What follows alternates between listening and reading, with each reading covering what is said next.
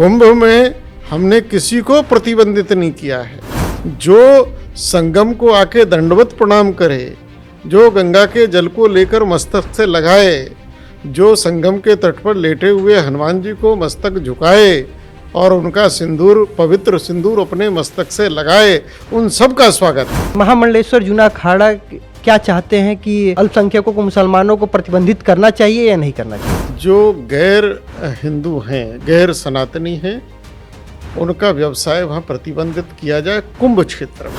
आज देश के अंदर जितने भी बांग्लादेशी और रोहिंग्या घुसे हुए हैं, ये घुसपैठिए हैं। इन सब लोगों को पहले ढूंढ ढूंढ कर मार मार के देश से बाहर किया जाना चाहिए। भगवाधारी, टीकाधारी इस देश की राष्ट्रीयता है। आज मैं कहता हूँ कि बांग्लादेश के अंदर भारत को सैन्य कार्रवाई करनी चाहिए।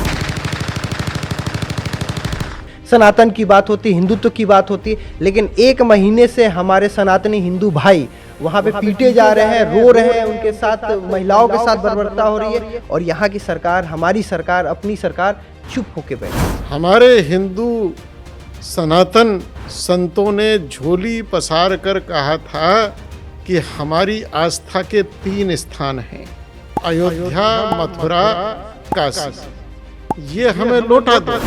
आगे किसी और स्थान के बारे में कोई चर्चा नहीं। क्या लगता है 2029 में पीएम योगी जी को होना चाहिए? इस देश के व्यवहार को और इस देश की आवाज को देख के तो ऐसा ही लग रहा है। मतलब आपको लगता है जब भगवाधारी दिल्ली की उस सत्ता की उस कुर्सी पे काबिज होगा, तब जाके वो जो परिकल्पना सोची हुई है सनातन और सभ्यता, हिंदी, हिंदुत्व, हिंदुस्तान की, वो जाके पूरी होगी?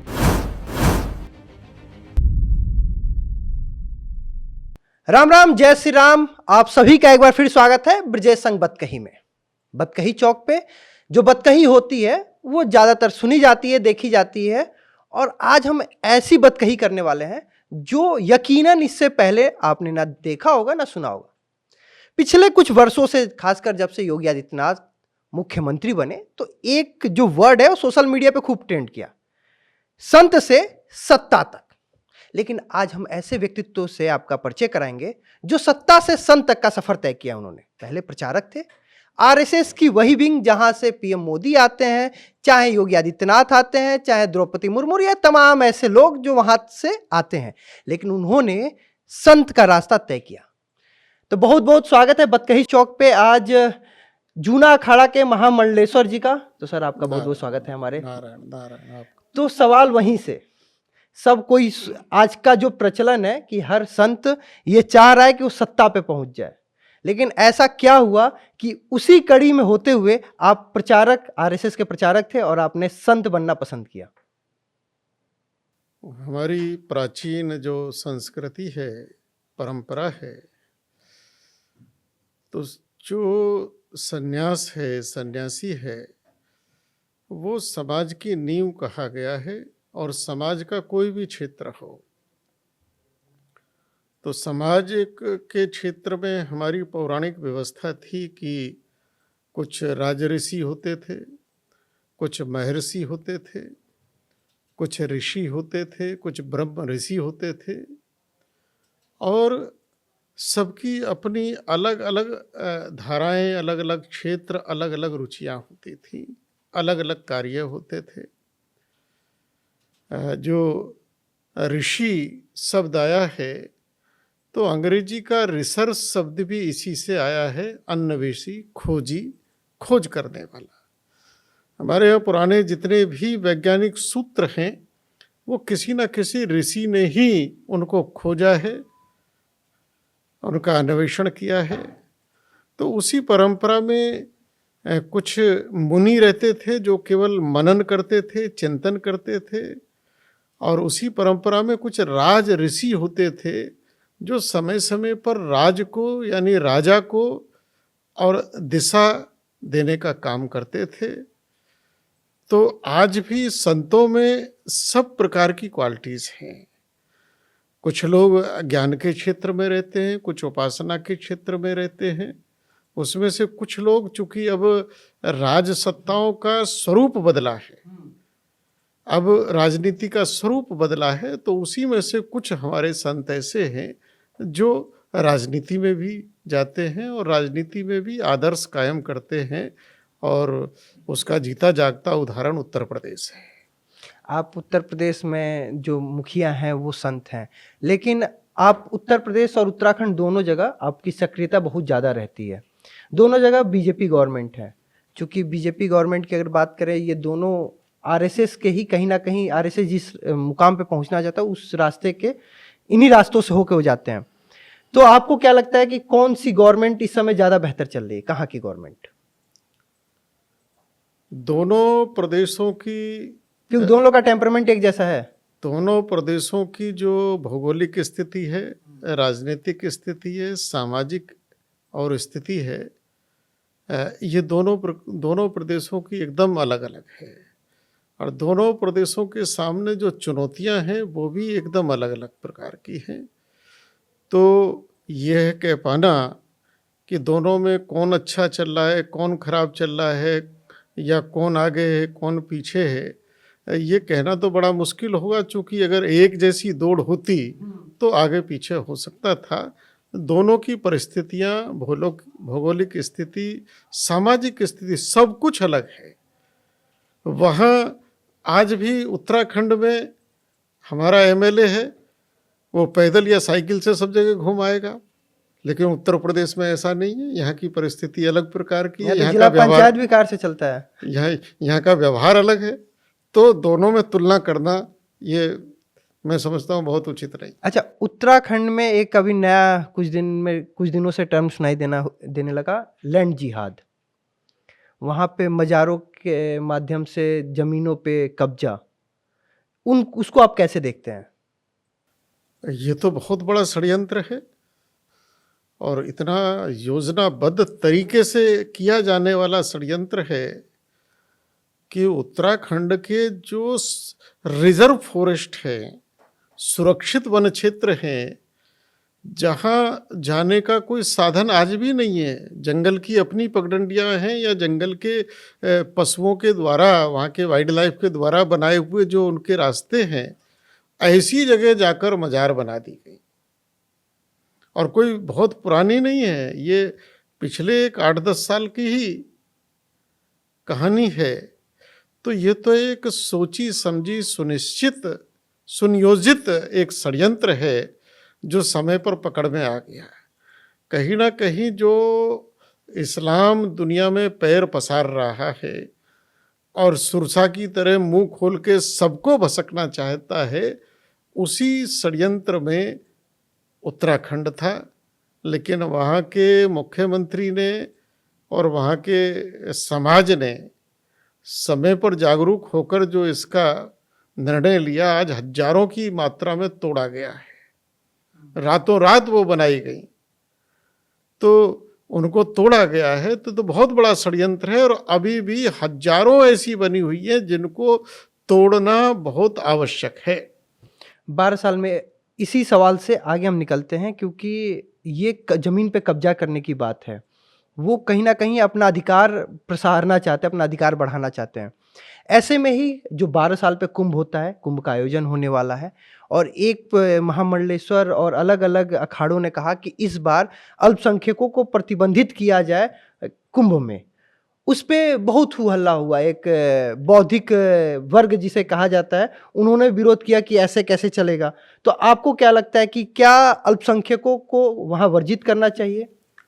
देखिए, जो बौद्धिक वर्ग जिसको बड़ी परेशानी हो रही है, मैं समझता हूँ कि उसको अगर परेशानी हो रही है तो उसको मक्का से भी परेशानी होनी चाहिए, क्योंकि मक्का में तो शहर में ही गैर हिंदू, गैर मुस्लिम का प्रवेश वर्जित है।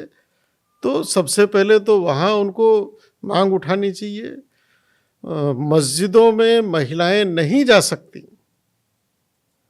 हाजी दरगाह जो बम्बई वाली है, उसमें महिलाएं नहीं जा सकती। अगर उनको मांग उठानी है तो पहले इनकी उठाएं, बाद में कुंभ की ओर देखें। कुंभ में हमने किसी को प्रतिबंधित नहीं किया है, हमने केवल ये कहा है कुंभ एक धार्मिक और सनातन संस्कृति, आस्था और उसकी आत्मा है, केंद्र है।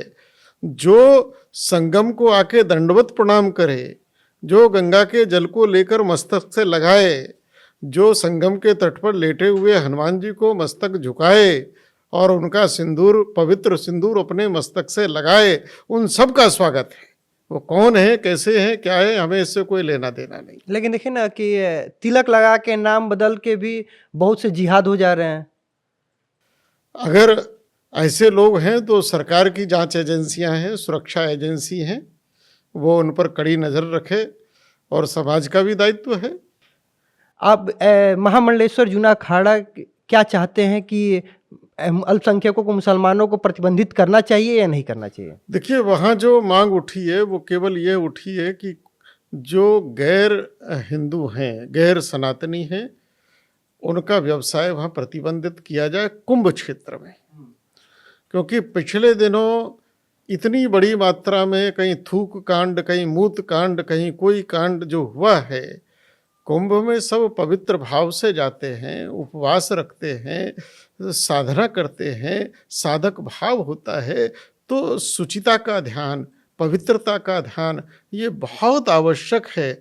इसलिए हम सब लोगों ने ये मांग उठाई है और हम कहते हैं कि उस कुंभ क्षेत्र में जहाँ दिन रात केवल सनातन संस्कृति को लेकर यज्ञ चलेंगे, हवन चलेंगे, तो गैर सनातनी का वहाँ मतलब क्या है? उसको क्यों आना चाहिए? वो प्रतिबंधित होना चाहिए वहाँ आने से।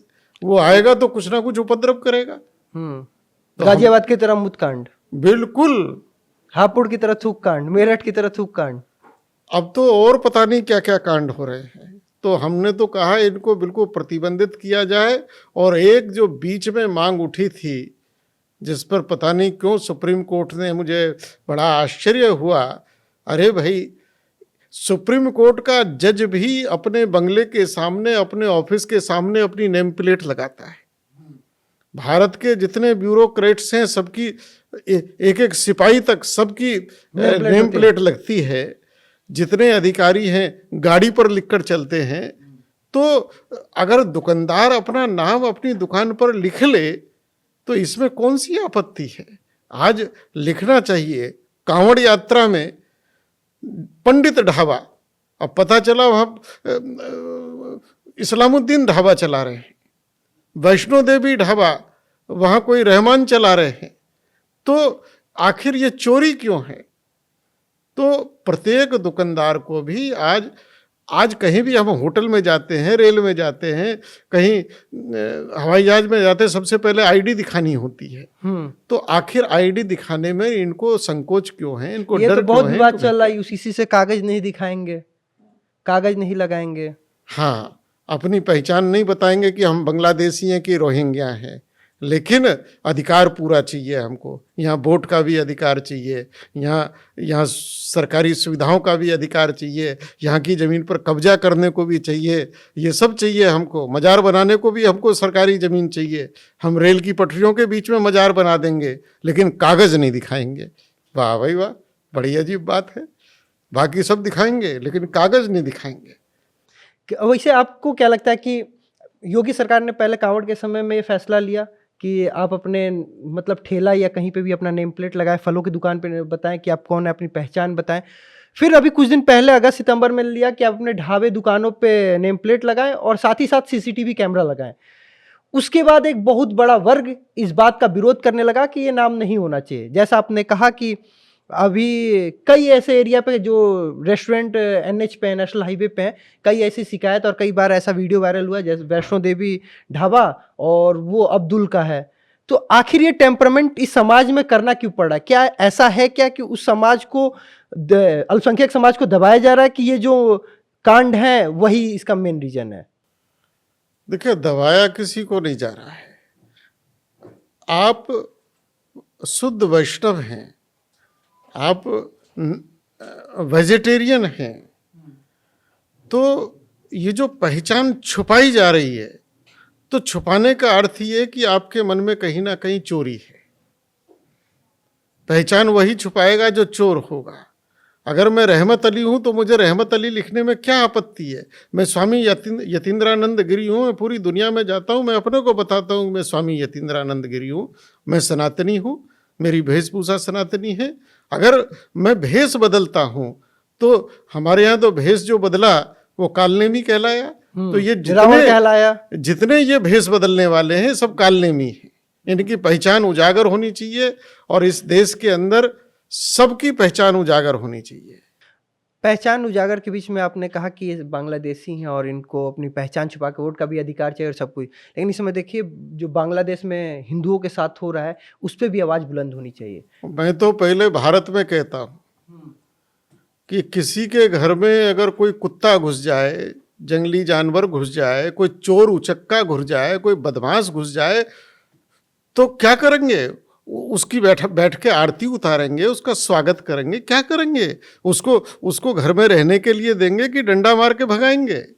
आज देश के अंदर जितने भी बांग्लादेशी और रोहिंग्या घुसे हुए हैं, ये घुसपैठिए हैं, ये अनाधिकृत तरीके से घुसे हुए हैं, इनका कोई अधिकार यहाँ नहीं बनता है।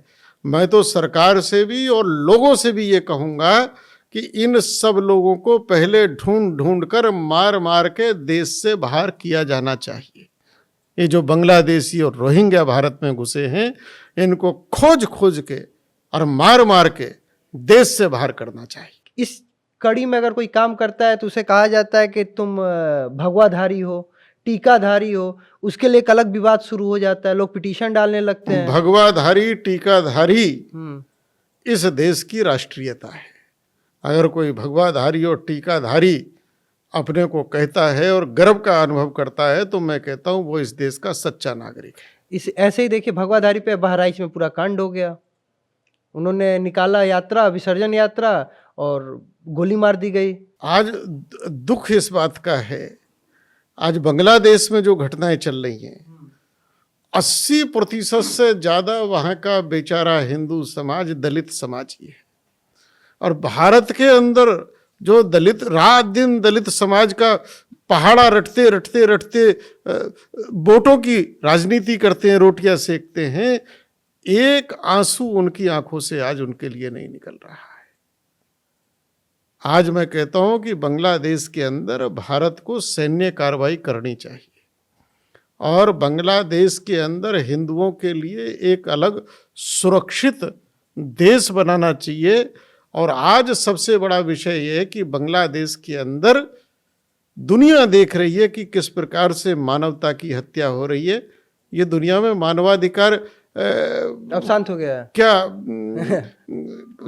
मूंगफली चना बेचने के लिए पैदा हुआ है? एक चीज और देखिए ना कि हम कहते हैं कि इंदिरा गांधी सनातनी नहीं थी, वो हिंदुओं के लिए नहीं सोचती थी, लेकिन उस समय जब हिंदुओं पे हुआ तो उन्होंने अपने चारों तरफ से बांग्लादेशी फौज बना के चारों तरफ से बांग्लादेश को घेर के उस पर पाकिस्तान से आज़ाद कराया। अभी हम कहते हैं कि जो सरकार है वो हिंदू हित में है, सनातन की बात होती है, हिंदुत्व की बात होती है, लेकिन 1 महीने से हमारे सनातनी हिंदू भाई वहाँ पे पीटे जा रहे हैं, रो रहे हैं, उनके साथ महिलाओं के साथ बर्बरता हो रही है, और यहाँ की सरकार, हमारी सरकार, अपनी सरकार चुप होके बैठी है। 1971 में बांग्लादेशियों को जो पाकिस्तान है, और आज केवल बांग्लादेश, उस समय का पूर्वी पाकिस्तान नहीं, वर्तमान जो पाकिस्तान है वह भी आज जो पाकिस्तान का जो पंजाबी मुसलमान है, उस मुसलमान के बर्बर अत्याचारों से आज भी वो त्रस्त है। चाहे बलूचिस्तान हो, चाहे कोई सा भी स्थान हो, वो बुरी तरह से लाखों लोगों को तो पाकिस्तान में इन्होंने मार दिया। और उस समय इंदिरा गांधी जी ने जो सेना भेजी थी तो उस समय कोई हिंदू मुस्लिम नहीं था, उस समय तो इन पाकिस्तानियों से बांग्लादेशियों की रक्षा करनी थी और इन्होंने शरण मांगी थी। आज उस समय जो गलती करी कि 90,000 सैनिक जिन्होंने एक उसमें सरेंडर कर दिया था और हमारी कस्टडी में थे, हमने ऐसे ही छोड़ दिए। अरे कम से कम हम आज़ाद कश्मीर तो बदले में लेते, कुछ तो बदले में लेते, और भी नहीं तो बांग्लादेश को भारत में मर्जी कर लेते। हमने तो फ्री में छोड़ दिया। 90,000 सैनिकों के बदले हमने क्या लिया?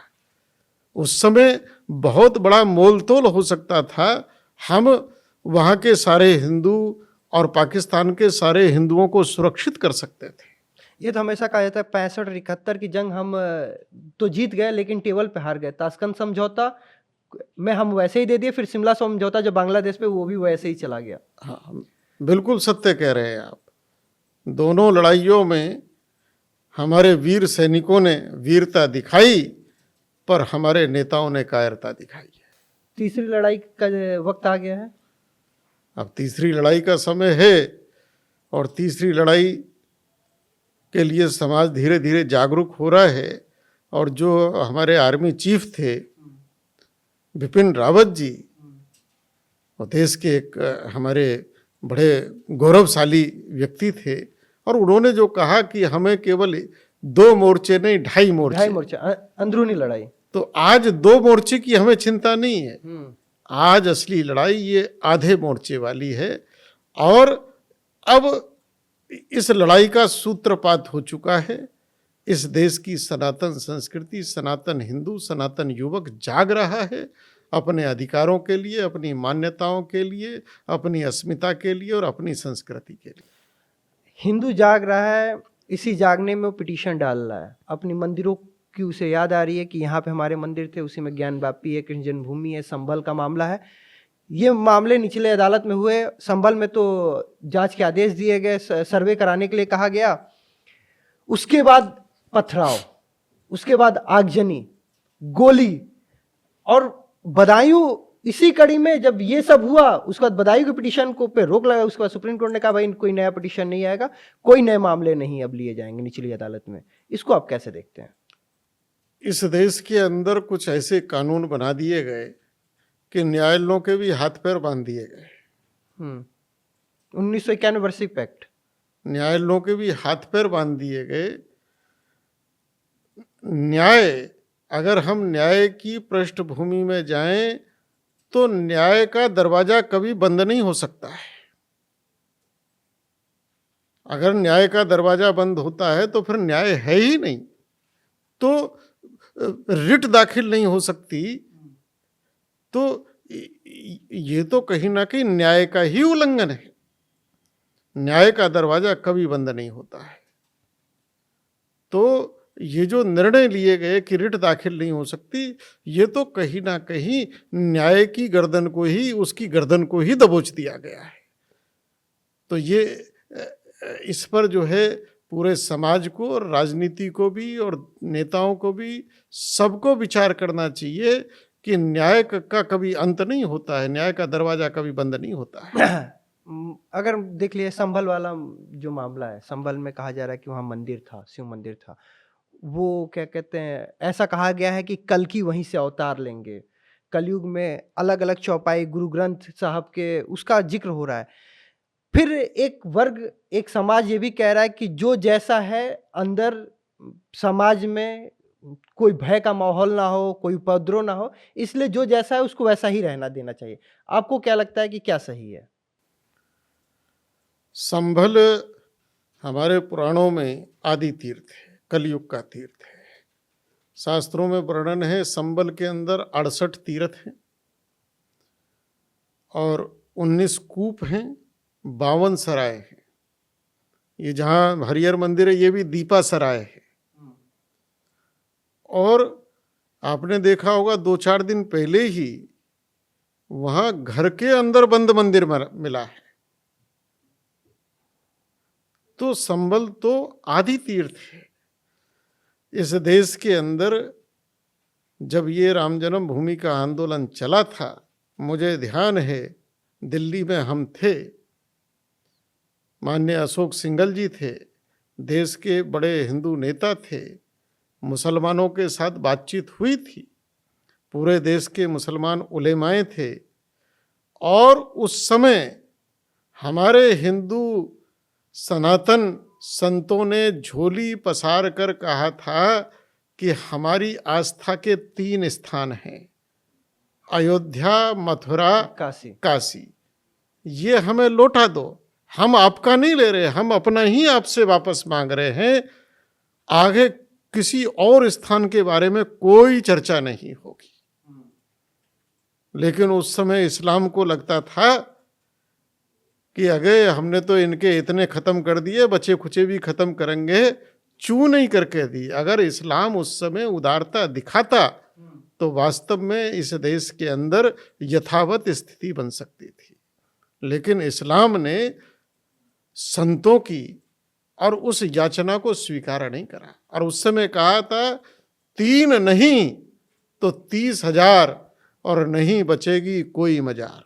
जहां जहां भी हिंदू मंदिर थे, अब वो सब वापस हिंदू मंदिर बनाए जाएंगे, उन सब स्थानों पर वापस भगवान की स्थापना की जाएगी।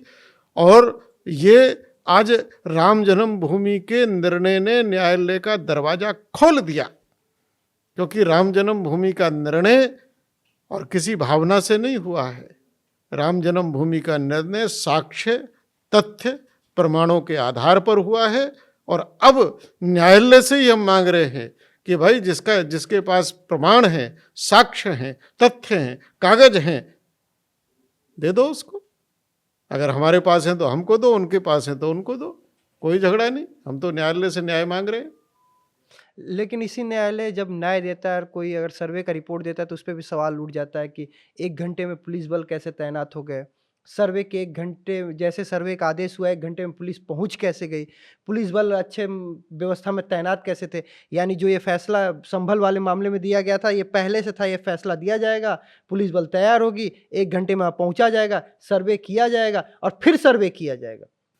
देखिए, हम लोग बड़ा आस्थावान समाज है, हमारी परमात्मा में आस्था है। लेकिन दूसरे पक्ष को सरकार में आस्था नहीं दिख रही है। दूसरे पक्ष को तो किसी में आस्था नहीं है। उनको न संविधान में आस्था है, उनको तो वास्तव में देखा जाए अपने कुरान में आस्था नहीं है। जिस समय ये माइक आए थे तो उन्हीं मौलानाओं ने फतवे जारी करे कि माइक हराम है, कुरान में नहीं लिखा है। जब टीवी आया तो टीवी हराम है, कुफ्र है, फतवे जारी हुए। मोबाइल आया तो मोबाइल हराम है, उन्होंने तो सब चीज़ के फतवे जारी करे। उनकी तो किसी में आस्था नहीं है। उन्हीं की कुरान कहती है कि जहाँ जबरन स्थान घेर कर, कब्जा कर, दूसरे की संपत्ति को लूट कर या मिटाकर अगर वहाँ मस्जिद बनती है, नमाज अदा की जाती है, तो खुदा कबूल नहीं करता। लेकिन वो पूरी दुनिया में वो दूसरों की तोड़ के ही नमाज पढ़ रहे हैं। वो तो अपनी कुरान को नहीं मानते, उनकी आस्था तो अपनी कुरान में नहीं है। तो उनकी संविधान और उनकी वंदे मातरम में आस्था नहीं, उनकी भारत माता की जय में आस्था नहीं है, भारत की गऊ यहाँ आत्मा है, उनकी आस्था गऊ में नहीं है। तो अब उनको क्या कहा जाए। लेकिन भारत भारत रहेगा, सनातन सनातन रहेगा। अब न्यायालय को भी निर्णय, जब जनाक्रोश होगा, जनता की आवाज होगी, राम जन्मभूमि का निर्णय भी वहाँ कोई ना कोई जज आएगा, day by day and night उसने सुनवाई चलाई, निर्णय आया। आज न्यायालय पर भी प्रश्न होते हैं। रात के 12 बजे आतंकवादियों के लिए खुल जाता है, दुष्टों के लिए खुल जाता है, संसद पे हमला करने वाले, गोली चलाने वालों के लिए खुल जाता है, बंबई में बम कांड करने वालों के लिए खुल जाता है। लेकिन जो ऐसे राष्ट्रीय मुद्दे हैं, ऐसे सामाजिक मुद्दे हैं, तो न्यायालय उस पर मौन क्यों साध रहा है। न्यायालय पर भी प्रश्न खड़े होंगे। एक प्रश्न यहाँ भी खड़े होते हैं। आपने कहा कि गौ हत्या पे रोक लगनी चाहिए। पिछले करीब 1 दशक से जो सरकार है वो हमेशा जब सत्ता में नहीं थी तो यही बात करती थी। लेकिन अभी हाल ही में एक रिपोर्ट आया जिसमें बीफ एक्सपोर्ट पे इंडिया नंबर 1 है। कुछ लोग कहते हैं कि ये टोटल जो मीट एक्सपोर्ट होता है उसकी रिपोर्ट है, कोई कुछ कहता है, मैं इसमें नहीं जाऊंगा। लेकिन भारत के अंदर गौ हत्या प्रतिबंधित होनी चाहिए। गौ को इस देश का राष्ट्रीय माता हमने कहा, राष्ट्रीय पशु हमने कहा, वो घोषित होना चाहिए। और गौ हत्या मृत्युदंड के बराबर गौ हत्या करने पर दंड होना चाहिए। ये हम लोगों की सनातन मांग है। आज भी है, कल भी है, और जब तक ये पूरी नहीं होगी तब तक ये हमारी मांग बनती चलती रहे। तो ये तो एक सवाल, एक कड़ी हो गई कि सरकार को इस पे बैन करना चाहिए। लेकिन अभी देखिए कि हम अगर अपने सनातन धर्म की बात करें तो जो आज के अभिभावक हैं वो अपने बच्चों को इंग्लिश मीडियम में ज़्यादा पढ़ाना पसंद करते हैं। अगर किसी से कह दिया जाए कि संस्कृत विद्यालय में अपने बच्चों को भेजो और सनातन और अध्यात्म की शिक्षा, आयुर्वेद की शिक्षा, जहाँ पे आयुर्वेद के हिसाब से इलाज है वो शिक्षा दिलवाओ वेदों के हिसाब से, तो कोई भेजना नहीं चाहता है। सब एलीट क्लास बनना चाहते हैं, व्हाइट कॉलर, भगवा से सभी दूर होना चाहते हैं। इसके पीछे क्या समझ पाते हैं आप? देश के अंदर शिक्षा का पूरा ढांचा बदलना चाहिए। हमारा देश जब विश्व में सिरमौर था, हम विश्व गुरु कहलाते थे, तो हमारी पद्धति गुरुकुल पद्धति थी। गुरुकुल पद्धति का अर्थ ये नहीं है कि संस्कृत के श्लोक पढ़ना। गुरुकुल थी जहाँ एक कड़ा अनुशासन, उसके बाद छात्र के अंदर क्या विधा है, क्या गुण है, उस गुण के अनुसार 64 हमारे यहाँ कलाएं थीं। कलाएं कह लो, डिपार्टमेंट कह लो, विभाग कह लो, जो आज भी है। किसी के अंदर जर्नलिस्ट की है, तो किसी के अंदर जो है और कंप्यूटर की है, किसी के अंदर सॉफ्टवेयर की है, किसी के अंदर डॉक्टरी की है, तो किसी के अंदर मैकेनिक में है। तो जिसके अंदर जो विधा है, उस विधा को परख कर फिर उसको विशेषज्ञ तज्ञ बनाना, ये हमारी गुरुकुल परंपरा थी, जहाँ शिक्षा के साथ साथ संस्कार भी थे। आज शिक्षा वो केवल और केवल एक डिग्री के लिए हो गई है और रोजगार के लिए हो गई है।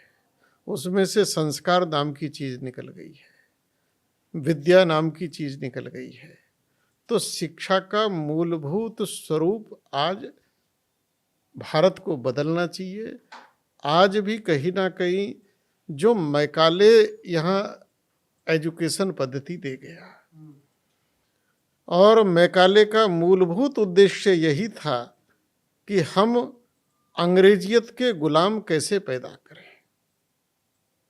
उसने उसी प्रकार की यहाँ शिक्षा व्यवस्था को जन्म दिया और उसके हम शिकार हो गए।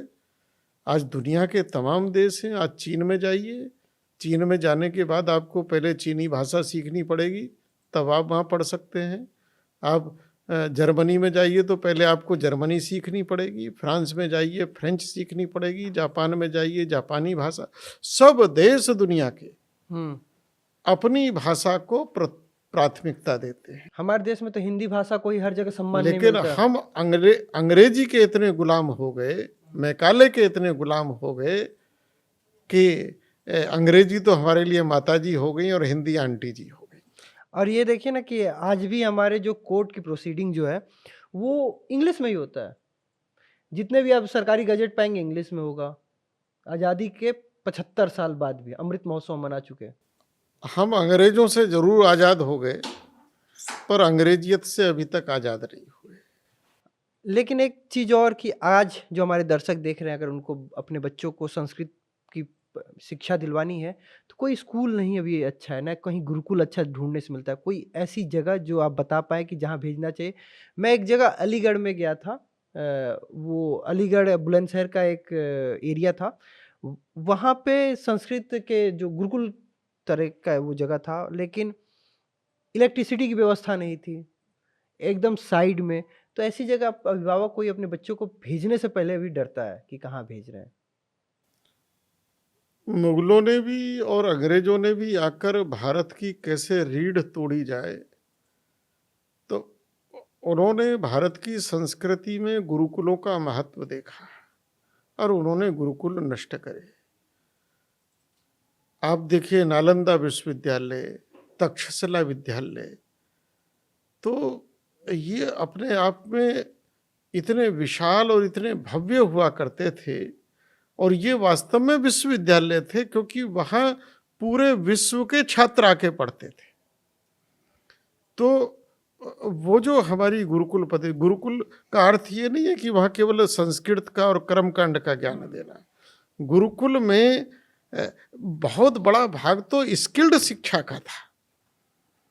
स्किल्ड शिक्षा जिस पर आज हमारे देश के प्रधानमंत्री भी इतना जोर दे रहे हैं, तो स्किल्ड जो है वो गुरुकुल में सिखाया जाता था। हाथ का काम, मिट्टी का काम, लकड़ी का काम, लोहे का काम, डेंटिंग है, पेंटिंग है, सब गुरुकुल की ये शिक्षा के आधार हुआ करते थे।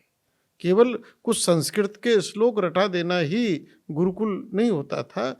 गुरुकुल सर्वांगीण विकास, और आज उन गुरुकुलों की पुनः स्थापना करना बहुत आवश्यक है। सरकार को अपने शिक्षा के ढांचे में परिवर्तन लाने की आवश्यकता है। आज मैं आपको बड़े आश्चर्य की बात बताता हूँ, सरकार का लाखों अरबों खरबों बजट प्राइमरी एजुकेशन पे खर्च होता है।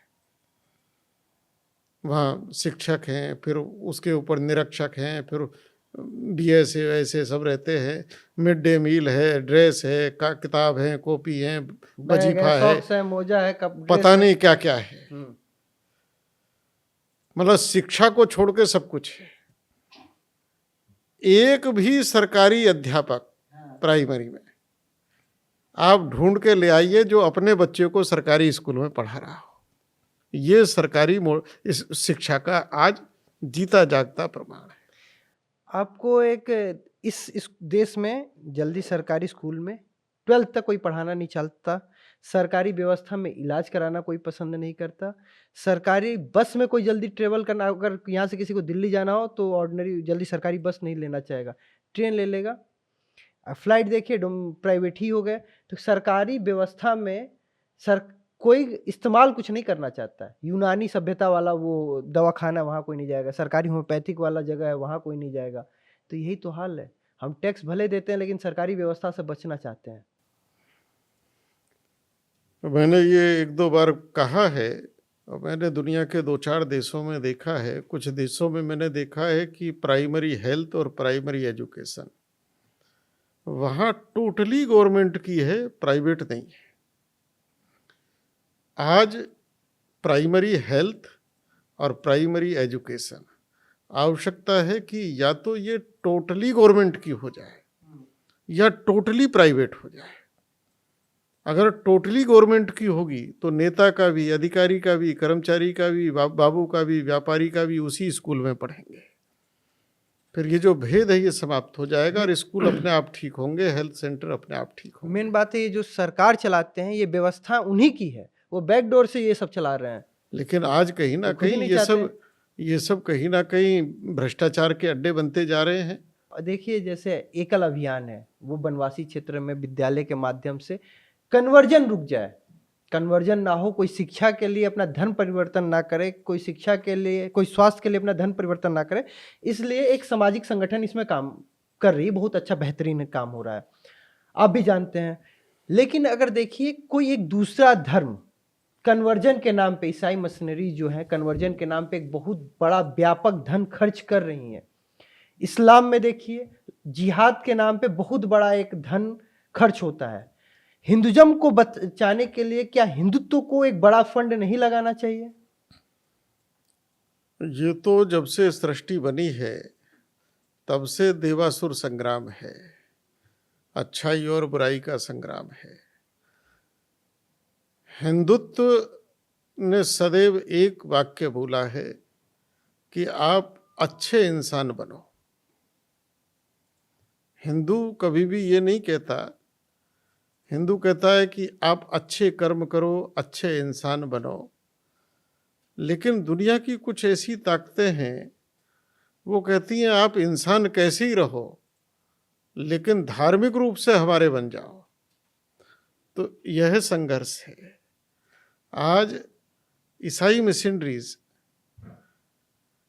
वो सेवा की तो आड़ ले रखी है, उनका सेवा उद्देश्य नहीं है, उनका तो कन्वर्जन उद्देश्य है।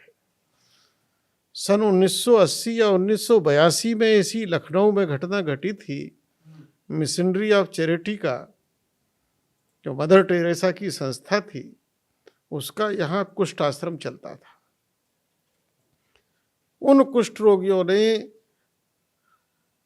जन्माष्टमी का उत्सव मनाया। उनको मना किया गया कि आप यहाँ जन्माष्टमी नहीं कर सकते, नवरात्रि नहीं कर सकते, आप यहाँ केवल जो क्रिसमस मना सकते हैं। लेकिन उनकी आस्था रही होगी, उन्होंने मनाया। तो तूफानी बरसात में रात को उनको सामान सहित कुष्ठाश्रम से उठाकर सड़क पर फेंक दिया गया था। आज भी वो लखनऊ में कहीं है, मदन मोहन मालवीय जी के नाम से मिशन बना हुआ है। उस मिशन ने फिर उन कुष्ठ रोगियों को अपने यहाँ रखा है। तो ईसाई मिशनरीज सेवा के नाम पर ये करती हैं, जिनको भारत रत्न दिया जाता है। तो हिंदुत्व में कहीं ऐसा पाठ नहीं पढ़ाया जाता कि तुम हमको नहीं मानोगे तो सर तन से जुदा हो जाएगा। हमारे यहाँ तो चारवाक नाम के ऋषि को भी स्वीकार किया गया। नास्तिक दर्शन भी हमारे यहाँ कहा, तुम पूजा पाठ बेशक ना करो, लेकिन आदमी अच्छे रहो, बुरे काम ना करो, इंसान अच्छे रहो। तो हिंदुत्व की तुलना इन किसी से हो नहीं सकती है। मैं अगला सवाल आऊंगा, लेकिन इसी सवाल में बस थोड़ा सा जोड़ देता हूँ, मेरा जवाब पूरा हो जाएगा। मन चंगा तो कठौता में गंगा, ये जो 4-5 हमें स्लोगन दे दिया गया कि बिना नहाए धोए भी परमात्मा की पूजा होती है, जो हमें लिबरल कर दिया जाता है, इस कारण ही है कि जो सनातन अपने आप को कम करता जा रहा है। हम जो इतने प्रिविलेज दे देते दूसरे धर्म को, हम जो इतना स्पेस देते थे दूसरे धर्म को, अपने धर्म के लिए स्पेस नहीं लेते हैं। क्या ये कारण है कि हम अपने धर्म की अहमियत नहीं समझ पाते हैं और हम जल्दी ही कन्वर्ट होते जाते हैं, कन्वर्जन हो जाता है और हम प्रलोभन में भी आ जाते हैं? मन चंगा कठौती में गंगा, अच्छी बात है, बहुत अच्छा सेंटेंस है। और हमारे यहाँ बड़े श्रेष्ठ संत हुए रैदास जी ने ये दिया। लेकिन उस मन को चंगा होने में कितनी साधना, कितनी तपस्या लगी, इसका भी तो वर्णन आना चाहिए। मन कोई बातों से चंगा नहीं होता है। इस वाक्य के पीछे का पूरा ध्येय ये है कि कहीं ऐसा ना हो कि आप केवल तन से शुद्ध रहें, नहाएं धोएं, क्रीम पाउडर लगाएं और डीओ लगाएं और सेंट लगाएं, महकते रहें, लेकिन आपके अंदर विचारों की गंदगी रहे। तो हमारे यहाँ तन, मन और धन तीनों की शुद्धि का कहा गया है। तीनों को शुद्ध रखने के लिए हमारा है। दुनिया के जो बाकी संस्कृतियां हैं, ये तन से बहुत अच्छी दिखती है, लेकिन मन क्या है? मन तो दुनिया के अंदर आतंकवाद फैलाना है, दुनिया के अंदर अस्थिरता फैलानी है, अशांति फैलानी है। आज जो बड़े बड़े संगठन हैं, मान लो अलकायदा है, किसने पैदा किया? कौन है इसके पीछे? कौन ताकते हैं? किसने इनको हथियार दिए? किसने इनको बम दिए? ये वही सफ़ेद पोश हैं जो देखने में बहुत अच्छे लगते हैं। भारत कभी भी आतंक की बात नहीं करेगा। आज भी भारत दुनिया में कहीं ना कहीं समन्वय और सामंजस्य की बात करता है। यही हमारी संस्कृति की श्रेष्ठता है। जो एक नारा है जो कहा जाता है कि मजहब नहीं सिखाता आपस में बैर रखना, लेकिन इस दौर को देखिए तो मजहब ही सिखा रहा है आपस में बैर रखना। इस गाने को मैं तो कहता हूं कि इस गाने को कम से कम भारत में तो प्रतिबंधित होना चाहिए। ये गाना जिस अल्लामा इकबाल ने लिखा, वही भारत का नहीं हुआ, वही भारत को छोड़कर चला गया और इसने जाकर पाकिस्तान में ये गाना ही बदल दिया। और वहाँ पर अगर आप यूट्यूब पर देखोगे तो कौमी तराना करके आ रहा है और उसमें कितना इस्लामिक कट्टरवाद घुसा है। अरे इस गाने की नींव में ही कि हम बुलबुलें हैं इसकी, यह गुलिस्तां हमारा, उनकी मानसिकता छुपी है। कोई भी बुलबुल कभी गुलिस्तां बाग बगीचा नहीं लगाती है, कोई बुलबुल उसे खाद पानी नहीं देती है, कोई बुलबुल उसकी रक्षा नहीं करती है। अरे बाग तो कोई माली लगाता है, उसे खाद पानी देता है, पाला जब पड़ता है तो फूस लगाकर उसकी रक्षा करता है, उसका एक पत्ता भी टूटता है तो उसके दिल पर दर्द होता है। बुलबुल तो जब बगीचा तैयार हो जाता है, बाहर आ जाती है, उस पर ऐश्वर्य आ जाता है, तब कहीं से आती हैं और बगीचे को नोचती हैं और नोच नोच के उसको तहस नहस करके और चली जाती हैं। ये जिसने गाना लिखा वो उस मानसिकता की बुलबुलें थीं जो भारत के वैभव और आकर्षण से आकर्षित होकर इसको लूटने के लिए, इसको बर्बाद करने के लिए बाहर से आए और लूट लूट के बर्बाद करके ले गए। हम इस देश की बुलबुल नहीं हो सकते, हम इस देश के माली हैं। ये गाना जब गाया जाता है मेरे दिल पर चोट लगती है। चोट की बात तो ये भी है कि लोग कहते हैं राष्ट्रगान भी जो है वो सही नहीं है। राष्ट्रगान भी हमारा जो होना चाहिए राष्ट्रगान ये सही नहीं है। कहने वाले का क्या? अब राष्ट्रगान है, कानून के दायरे में हम आते हैं इसलिए बोल नहीं सकते, लेकिन हमने तो हम सब लोगों की मांग शुरू से रही है। पूरा स्वतंत्रता का, आज़ादी का आंदोलन वंदे मातरम के नाम से लड़ा गया। वंदे मातरम को इस देश का राष्ट्रगान होना चाहिए। इस देश की तुष्टीकरण के कारण नहीं हुआ, क्योंकि इस देश में जो सत्ता में बैठे हैं, जो दिल्ली के दरबार में बैठे हैं, वो दिल्ली के दरबार में कुछ ऐसा है कि जो उस दरबार में जाकर बैठता है वो होता कुछ है और कुछ हो जाता है। वहाँ मोदी जी शुद्धि को की कह रहे आवश्यकता हैं। है। आपका इशारा मोदी जी की तरफ है। हमारा सारे सत्ताधीशों की ओर है। कोई उस दरबार में कोई एक नहीं है, सारे हैं। उस कुर्सी में ही खोट है।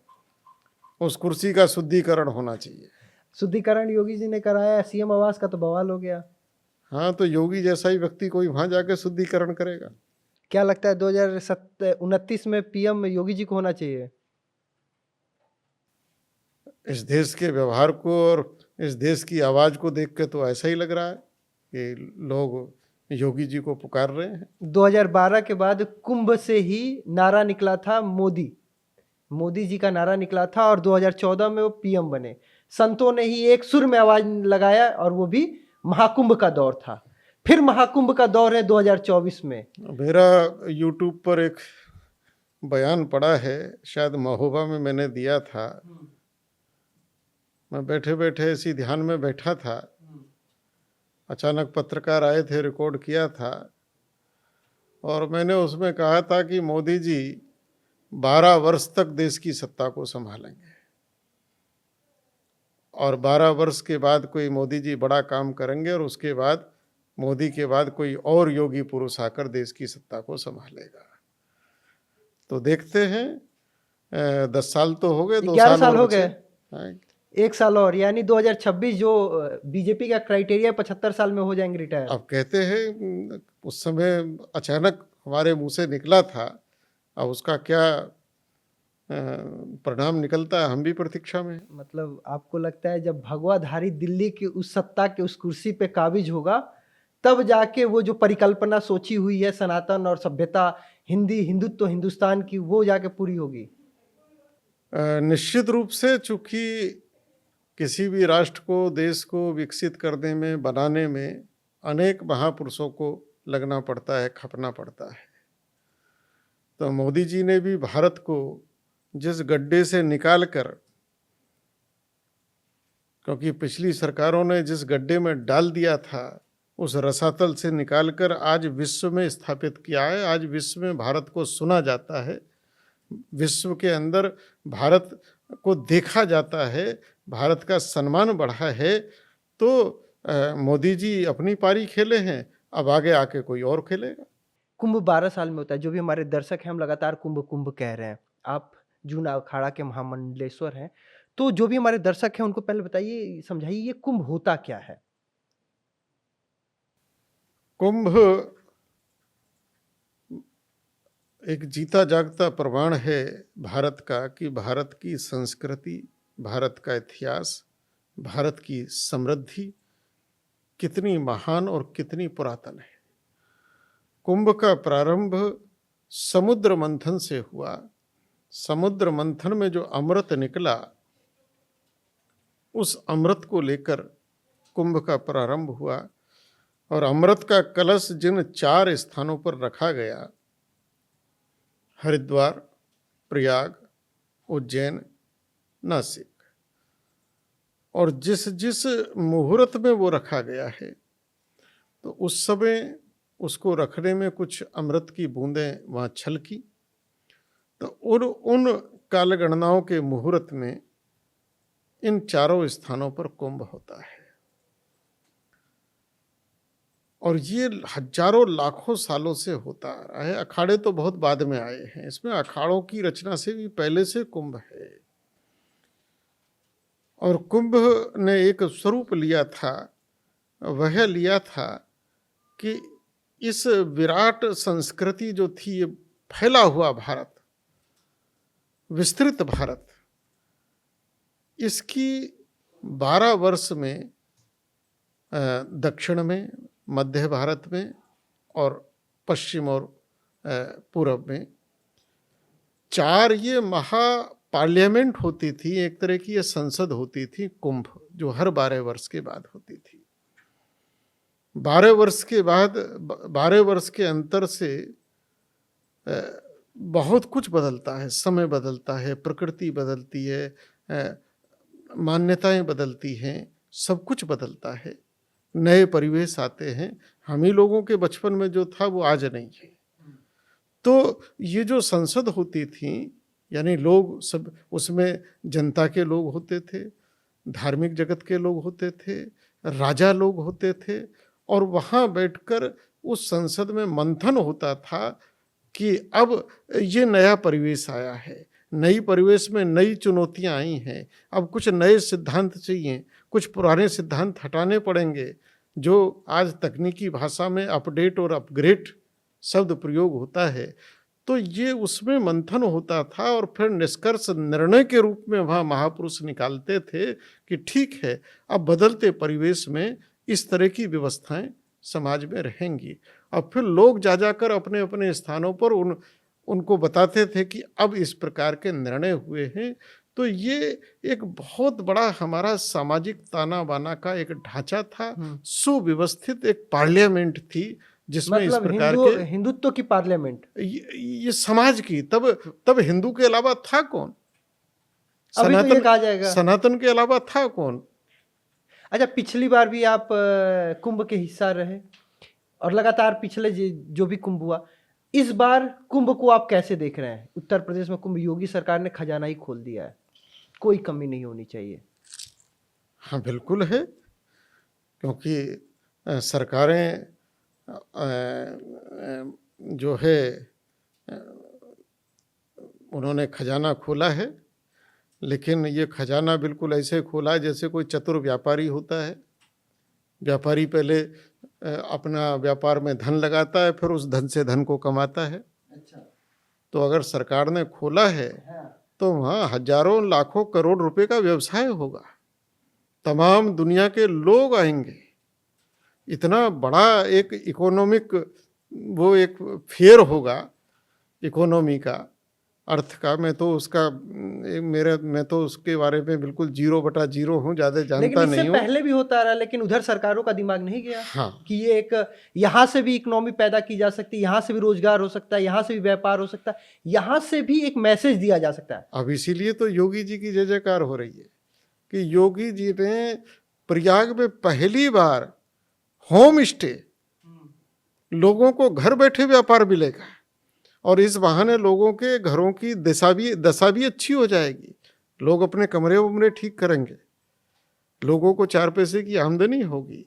आज कुंभ, क्योंकि कुंभ में 2019 में जब अर्ध कुंभ था, तो मौनी अमावस्या को सैटेलाइट ने ये बताया था कि 3 करोड़ लोग हैं, और दुनिया ने उस पर मोहर लगाई थी, अमेरिकन सैटेलाइट पर।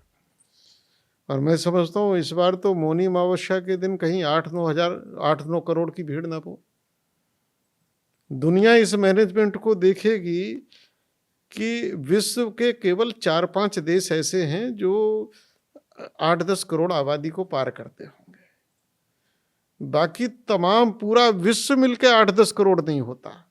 और इतनी आबादी एक प्रयाग संगम क्षेत्र में आखिर क्या चमत्कार है, कौन सा मैनेजमेंट है, कौन सा सिस्टम है, कौन सी व्यवस्था है, कौन सी अलौकिकता है, कौन सा रहस्य है कि इतने बड़ी संख्या में लोग वो आएंगे भी, खाएंगे भी, रहेंगे भी, नहाएंगे भी और जाएंगे भी। तो ये पूरी दुनिया के लिए अपने आप में एक अजूबा होगा जो इस बार का कुंभ है, और हम लोग उसको लेकर बड़े उत्साहित हैं। अभी एक कुंभ में एक टर्म होता है, एक वर्ड होता है पेशवाई। क्या है ये पेशवाई, होता क्या है? दरअसल ये शब्द बीच में आ गए, कुछ मुगल काल में ये शब्द प्रचलित हो गए। वास्तव में जो हमारे अखाड़े हैं, तो अखाड़ों में एक रमता पंच होता है, वो भ्रमण करता रहता है, और जिस दिन वो कुंभ में प्रवेश करता है तो उसी दिन वो अखाड़ा, ये माना जाता है कि अब अखाड़े ने कुंभ में प्रवेश कर लिया। एंट्री पॉइंट को तो पेशवाई। ये इसका नाम अब बदल दिया है, अब इसका नाम प्रवेश रख दिया गया है, नगर प्रवेश। अब पेशवाई शब्द हटा दिया है। पहले तो क्या भगवधारी पेशवाई कहते थे। ऐसे ही ये मुगल काल में बहुत सारे हमारी आम बोलचाल में शब्द आ गए। ऐसे ही शाही स्नान, हाँ, शाही स्नान। तो शाही स्नान को भी अब अमृत स्नान नाम दे दिया है। इस बार हम सब लोग बैठे थे और हम लोगों ने कहा कि भाई ये मुगलाई शब्द हटाने चाहिए और अपने जो शब्द हैं इनको फिर से लागू करना चाहिए।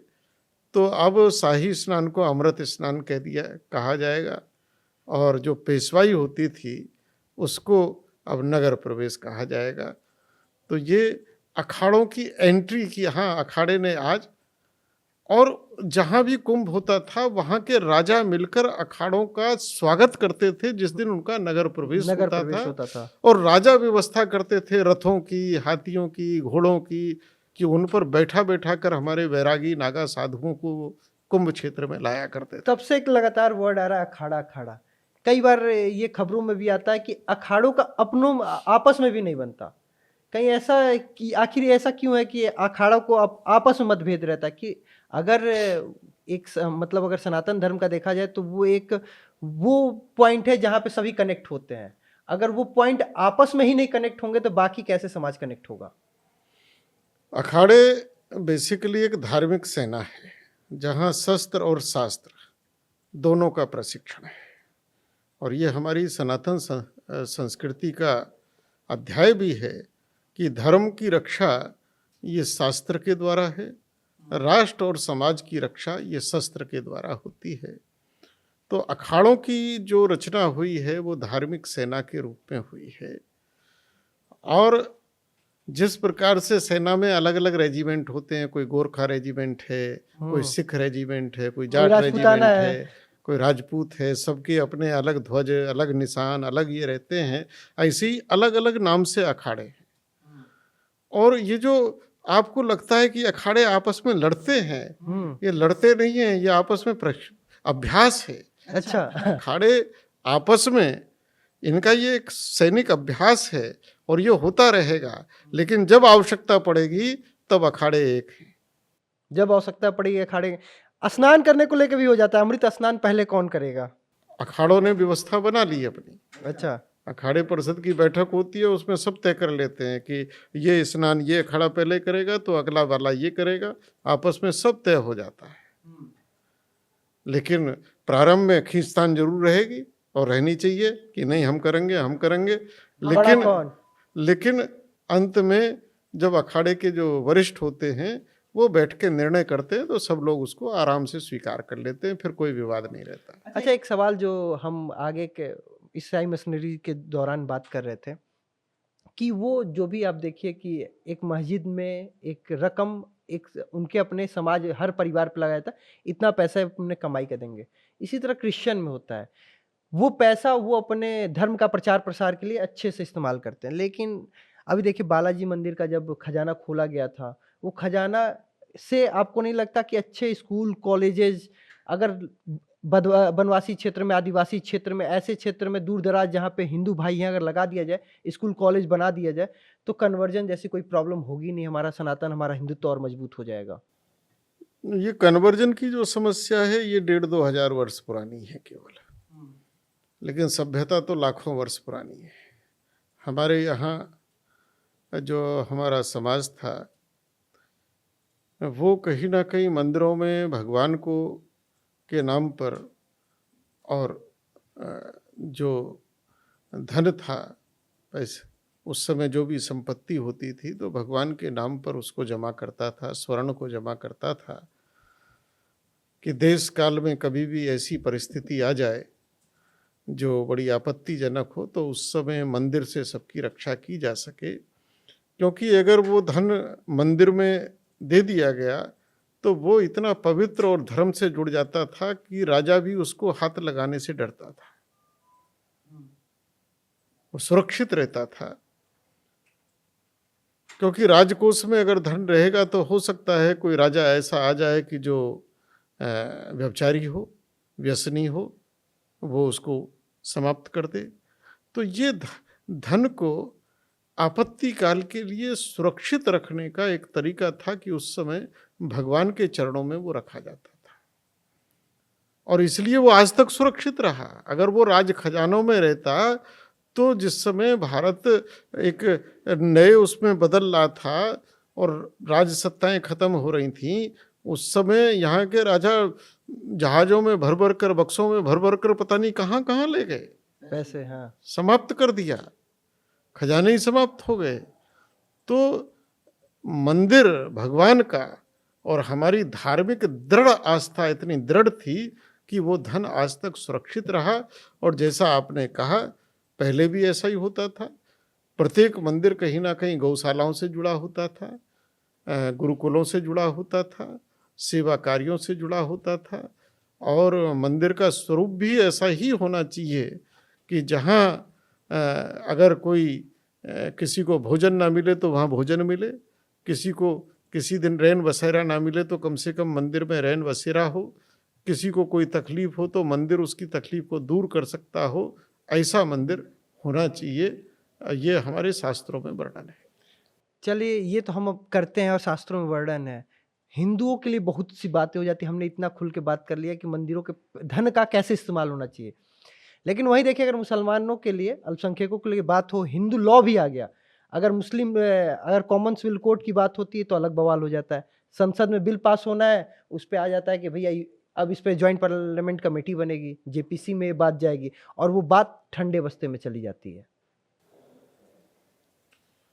जो ओपेक देश हैं, तेल के देश हैं, उनमें समझौता हुआ था जब अरब में तेल मिला कि इस तेल के पैसे का कुछ हिस्सा वो इस्लाम की खिदमत में लगाया जाएगा, जिसको जकात कह लो, कुछ भी कह लो, जो भी उनके शब्द होते हों, वो जमा हुआ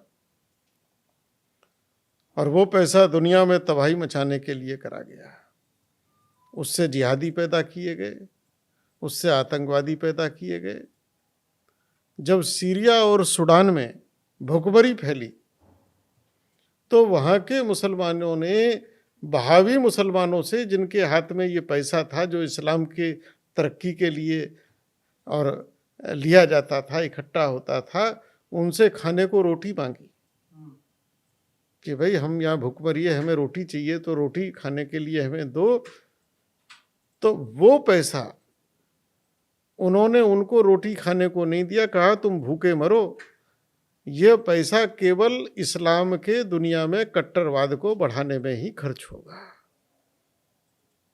तो आज जो हमारा सनातन हिंदू दर्शन है, आज आवश्यकता है, क्योंकि अब चुनौतियों के रूप में ऐसी चुनौती सामने है, तो आज कहीं ना कहीं सनातन बोर्ड बने, उसकी आवश्यकता है। और भारतवर्ष के अंदर जो बहुत बड़ा एक तंत्र है जिसे बॉलीवुड कहते हैं, आज सबसे दुखद स्थिति ये है कि जो हमारा यूथ है, अरे यूथ के सामने महापुरुष आदर्श होने चाहिए, उसके आइडियल्स हीरो महापुरुष होने चाहिए जिन्होंने देश समाज के लिए कुछ किया है। आज बॉलीवुड इतना छा गया कि वो नाचने गाने वाले, भाई कल तक तो वो नौटंकी वाले थे, आज स्वरूप ही तो बदला है। तो बॉलीवुड मतलब समाज को भ्रमित करने का काम कर रहा है। युवा के सामने विवेकानंद होने चाहिए, एपीजे अब्दुल कलाम होने चाहिए, और अगर वो वैज्ञानिक है तो कहीं ना कहीं कणाद होना चाहिए, कहीं ना कहीं न्यूटन आइंस्टीन जैसे लोग होने चाहिए।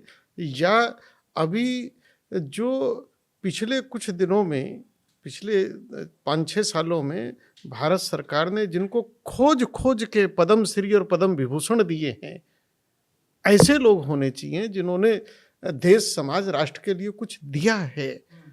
आज हमारा युवा बॉलीवुड पे पागल हो रहा है, और जहाँ चरित्र नाम की कोई चीज नहीं है, उनको पैसा मिले तो कपड़े उतार देंगे, उतारते ही रहते।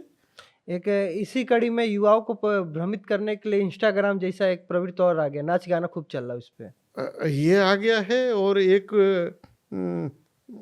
टिकटॉक, फेसबुक, ये धंधे तो आ गए। रील। एक और आया है, वो छोटी छोटी कुछ पिक्चरें टाइप की बनाते हाँ, हैं, क्या? Shorts, reels. और एक और कुछ नाम दिया था, वो बॉलीवुड में ही चलता है कुछ नाम। हाँ।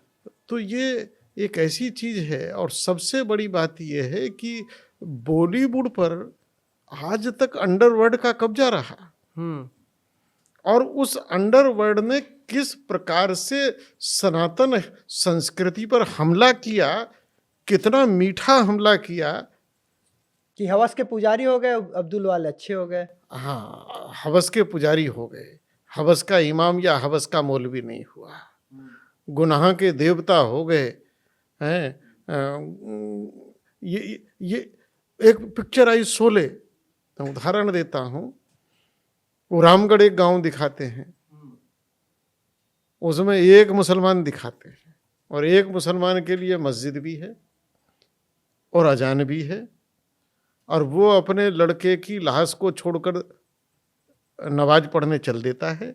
इस्लाम की इतनी महानियत दिखाई गई है, लेकिन उसी शोले में सनातन को कैसे, कितना मीठा जहर पे डाला गया कि एक खंडर में शंकर जी बैठा दिए, और वहाँ ये नालायक, इनको शर्म नहीं आती, भड़वे, वो धर्मेंद्र टाइप के लोग भोंपू लेके शंकर जी के पीछे बोल रहे हैं। ये हिंदुत्व का स्वरूप दिखाया गया। इनको चुल्लू भर पानी में डूब के मरने की भी इनको शर्म नहीं आई।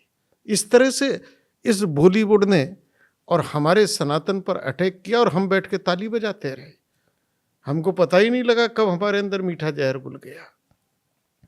तो इस बॉलीवुड ने, जिसमें कोई चरित्र नहीं है, कुछ नहीं है, अगर बॉलीवुड में मैं सब बहुत जानता हूँ, 1-2 लोगों को छोड़ दें, बाकी सब कहीं ना कहीं अंडरवर्ल्ड के हाथों में खेलते हैं। और दूसरा, इस देश को बर्बाद कर दे में एक और है, गुलामियत का खेल, जिसे क्रिकेट कहते हैं। ये अंग्रेजों ने पैदा करा, और अंग्रेजों ने जहाँ जहाँ उनके राज्य थे उस समय उन देशों में उतारा। आज भी दुनिया का कोई डेवलप कंट्री क्रिकेट नहीं खेलता। गिने चुने 10-12 कंट्री, वो भी जहाँ अंग्रेजों के उपनिवेश रहे। और आज पूरी तरह से ये गैम्बलिंग हो गया है, सट्टे का खेल हो गया है। और भारत ने सबसे ज्यादा बढ़ाया क्रिकेट को, और इस क्रिकेट ने भारत के जितने परंपरागत खेल थे सब की हत्या कर डाली। अगर नौजवान क्रिकेट और बॉलीवुड से बच जाए तो हमारा देश आज भी दुनिया का सिरमौर देश मिनटों में बन जाए। राष्ट्रीय खेल हॉकी को स्पॉन्सरशिप नहीं मिल रहा है इस देश में, और क्रिकेट ने सब बर्बाद कर दिया, खत्म कर दिया सब। इतना ज्यादा क्रिकेट हावी हो गया, और यहाँ दर्शक, क्रिकेट के प्रेमी बिल्कुल वो भारत देख रहे हैं, और वहां वो खिलाड़ी आउट होने का भी सट्टा लगाए बैठा है। अच्छा, एक और देखिए ना, जैसे आप कह रहे हैं कि हमें अपना आइडियल उनको रखना चाहिए जो पद्म विभूषण और ऐसे सम्मान पा रहे हैं, लेकिन आप देखिए एक दिन पहले एक वीडियो वायरल हुआ था, उन्हें पद्म श्री मिला हुआ था और वो मजदूरी करने के लिए विवश हो गए। देखो, उन्होंने किसी श्रेष्ठ काम के लिए किया, और उन्होंने पद्म श्री या कोई भी, कई बार आता है कि भाई वो खेल में पदक जीत कर आया और चाय का ठेला लगा रहा है या सब्जी बेच रहा है, तो मैं कहता हूँ ये काम कोई बुरे नहीं है। लेकिन समाज को भी ऐसे लोगों का आदर करना चाहिए। पहले जो इस प्रकार की विधा के लोग होते थे, समाज उनके जीवन की हर प्रकार की सुरक्षा की चिंता करता था, उनकी रक्षा करता था और उनके सम्मान की भी रक्षा करता था। ये ये केवल समाज का ही दायित्व है। ये केवल सरकारों का नहीं, मैं इस पूरे समाज की जिम्मेवारी है। आखिरी अब हिस्से में चलते हैं इंटरव्यू के। एक जो सवाल मेरे जहन में बार बार आता है कि इस देश में राम और कृष्ण के मंदिर कम और शिव और हनुमान जी के मंदिर क्यों ज्यादा होते जा रहे हैं? देखिए, जो ब्रह्मा जी शिव का है, एक ही मंदिर आप पाएंगे, विष्णु जी के मंदिर जो शिव है, तो शिव हमारे यहाँ सनातन है। वो इसलिए है कि जिस समय भी मानवीय सभ्यता इस धरती पर आई है, तो मनुष्य को जब ये बोध हुआ कि कोई ताकत है, कोई पावर है, कोई एनर्जी है, कोई शक्ति है जो ये सब कुछ चला रही है, और वो शक्ति आज तक अज्ञात है, लेकिन मानते सब हैं कि कोई पावर है। तो वो पावर कौन है? तो कहीं ना कहीं मानव के मन में ये भाव आया कि मैं वो जो विराट पावर है उसको नमस्कार करूं, उसको सर झुकाऊं। तो उस पावर का प्रतीक कहीं ना कहीं एक पत्थर बना होगा जिसको उन्होंने सम्मानित करके रखा कि ये उस पावर का एक प्रतीक हम मान रहे हैं, और उसको नमन किया। तो यहाँ से शिवालय आए, और दुनिया के प्रत्येक देश में किसी ना किसी रूप में शिवलिंग मिलते हैं, क्योंकि जब योगियों ने और उस परम तत्व को अपने अंदर अनुभव किया, गहनता में जाकर ध्यान की, समाधि की, तो वो ज्योत के समान दिखाई दिया। अंगुष्ठ प्रमाणम वेद में कहा गया, तो शिवलिंग भी उसी प्रकार से फिर उसको घड़ा गया है। तो शिवलिंग यानी शिवालय, ये हमारी सनातन परंपरा है। उसके बाद फिर आते हैं शक्ति के स्थल। भारतवर्ष में जितने शक्ति स्थल हैं, आप कहीं जाइए मूर्ति नहीं मिलेगी, चिन्ह मिलेंगे। कहीं ना कहीं उस वहाँ ऊर्जा का एक विशेष विकिरण मिलेगा जिसका अनुभव होता है, प्रत्यक्ष अप्रत्यक्ष। आप ज्वालामुखी जाएंगे तो वहाँ ज्वाला ही दिखाई दे रही है, प्रत्यक्ष दिखाई दे रही है। तो शिवालय के बाद फिर जो है ये शक्ति केंद्र है, और बाद में जब मानवीय सभ्यता भौतिक रूप से विकसित हुई, थोड़ा समृद्धि, भौतिक समृद्धि बढ़ी है, तो फिर देवालय आया। तब हमने मूर्तियां बनाना शुरू करा, स्वरूप बनाना शुरू करा, तो तब देवालय आए कि लक्ष्मी नारायण आए। और धीरे धीरे फिर क्योंकि लिखा है जाकी रही भावना जैसी, प्रभु मूरत तिन देखी तैसी, तो बनते चले गए, आगे और भी बनेंगे आगे। लेकिन हमारे यहाँ शंकर जी चूँकि आदि हैं, अनादि हैं, शाश्वत हैं, सत्य हैं, और शंकर जी का ही शिव अवतार कहीं ना कहीं श्री हनुमान जी हैं। और हनुमान जी युवाओं के आदर्श हैं, इसलिए युवाओं में ऊर्जा ज़्यादा होती है, उत्साह ज़्यादा होता है, स्वाभाविक है, इसलिए हनुमान जी के मंदिर भी ज़्यादा ही बनेंगे। जाकी रही भावना जैसी, प्रभु मूरत देखी तैसी। तो आज के बतौर मेहमान बतकही पे थे परम पूज्य जूना अखाड़ा महामंडलेश्वर यतीन्द्रानंद जी महाराज। तो आपको ये बतकही कैसी लगी कमेंट करके बताइए। तब तक स्वस्थ रहिए, मस्त रहिए, मुझे दीजिए इजाजत। राम।